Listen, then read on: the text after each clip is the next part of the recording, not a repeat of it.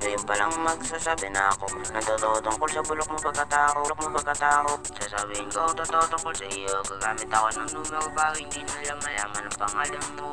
Ito. Ano, nagets mo ba? Ang numero ay sumisimbolo sa alpabetika. Ano, nagets mo na ba? Tuwing sasabihin ko ang totoo tungkol sa bulok ng pagkatao. Baka magalit ka dahil pinahagi niyang kita sa kanta na to. Pero kung gusto mo gumawa ka din ng album mo, ba't kita pagkakatiwalaan? Nagtiwala ka ba? Di ba nung pauwi tayo sabi mo papatayin kita, tanga?